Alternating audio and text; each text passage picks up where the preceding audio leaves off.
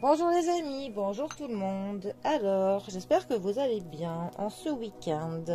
Alors, nous sommes samedi et samedi, nous nous accordons une vision du Yiking.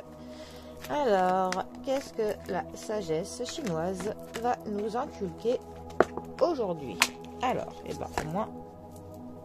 Alors, nous allons aujourd'hui parler de la famille élargie. Alors, famille élargie. Vent en haut et haut en bas. Donc là, je vous laisse un petit peu admirer cette jolie carte. Alors, avec nos hexagrammes qui sont là, qui, comme je le rappelle, le Yiking se pratique avec des baguettes ou avec 3 pièces de monnaie. Alors, qu'est-ce que cela nous dit? Vent en haut et haut en bas.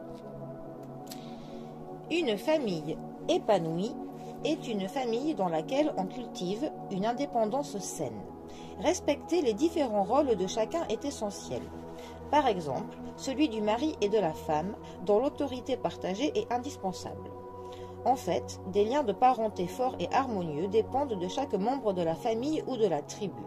La confiance, le partage des responsabilités et une bonne communication sont des valeurs primordiales. Chaque personne doit être encouragée à trouver sa place et à y contribuer de façon appropriée. Une famille harmonieuse est comme une équipe. Elle représente l'idéal de l'indépendance humaine et constitue depuis longtemps une base pour la société. Une famille saine est un embryon de communauté et le sol fertile dans lequel les valeurs éthiques prennent racine et se développent.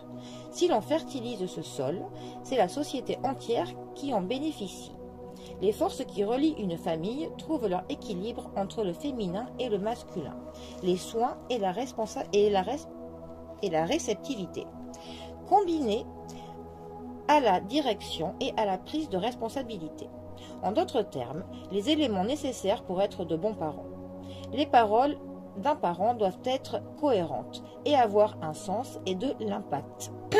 Les relations des frères et sœurs entre eux et avec leurs parents possèdent également des variations d'énergie féminine et masculine. En cultivant l'équilibre entre le yin et le yang, entre l'ouverture et la convergence, on peut améliorer les relations au sein de n'importe quel type d'équipe. Apprenez à écouter et à recevoir de l'aide. Et soyez prêts à endosser un rôle adapté dans n'importe quel groupe auquel vous appartenez. Celui qui possède un bon esprit d'équipe est extrêmement précieux pour tout le monde. Alors, effectivement, ça nous dit que déjà, dans une tribu, famille, un groupe, il y a toujours plusieurs caractères, plusieurs personnalités, plusieurs éléments. Et en fait, il faut arriver à ce que tout le monde se complète. Voilà. Et qu'il y ait un équilibre. C'est vrai que le yin et le yang est un exemple parfait. Donc, on a le bien, le mal, le chaud, le froid, le recevoir, le donner. Enfin, voilà. L'idée de réceptivité et de donner. Donc, effectivement, il faut que tout le monde s'accorde. Voilà, ce n'est pas toujours évident de trouver une place au sein d'une famille. Surtout que, voilà, il y a quand même de plus en plus de familles dites recomposées. Donc, c'est parfois difficile pour tout le monde de trouver sa place, bien évidemment. Mais je pense que c'est un peu le rôle de chacun. Que l'on aide en fait les autres membres à trouver leur place, parce qu'on ne peut pas trouver sa place si personne ne vous la donne, cette place. Bon, il faut aussi donner du sien pour trouver sa place, mais il faut quand même que les autres nous ouvrent les bras, sinon c'est difficile. En fait, il faut que tout le monde arrive à vivre dans une harmonie, bien évidemment. Alors, pour les traits de notre hexagramme, le premier trait nous parle que n'importe quel groupe a besoin de lignes directrices. Effectivement, il faut quand même se donner un petit peu un cadre. Voilà, l'importance du cadre dans un groupe. Le deuxième trait nous parle de la responsabilité que l'on a, nous, par rapport aux besoins de notre groupe.